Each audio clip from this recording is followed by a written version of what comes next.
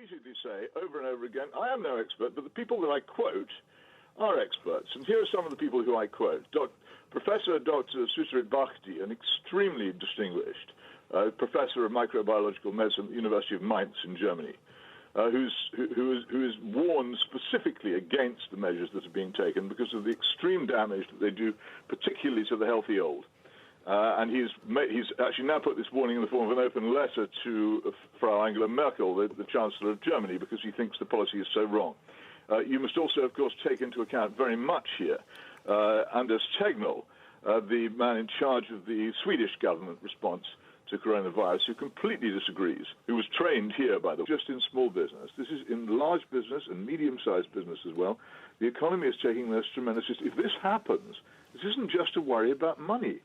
This is part of the point that Dr. Susrit Bhakti makes.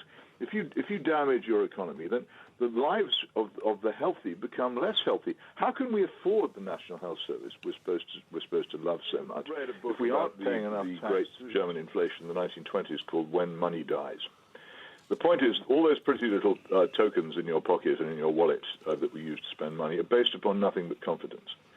And if confidence leaves money, then it collapses. And generally, the way in which economics corrects for the spending of money which has no wealth and confidence to back it is in serious inflation. There are other ways that it can happen.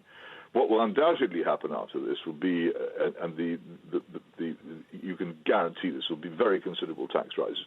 I can't see, for instance, that the 10-year freeze on petrol tax can continue for a moment longer than this. So everyone's going to find a basic tool of life for a lot of small businesses and workers. The price of petrol itself will rise sharply. The funds which go to sustain the pensions which people hope to live on have shriveled. Savings will be greatly diminished by the total lack of interest and inflation. Pay is actually being cut in this country on a large scale. For the first time since the 1930s, people are actually being confronted by employers with demands for pay cuts. People who've been furloughed now expecting to go back to work may well find there is no work to go back to. This is what the government has achieved by this extraordinarily rash policy. There's no safety in this policy. It's incredibly dangerous. We say, and I ask you to say with us, lift up your voices in this great meeting in the heart of England, and to all the world a message: England lives and marches on.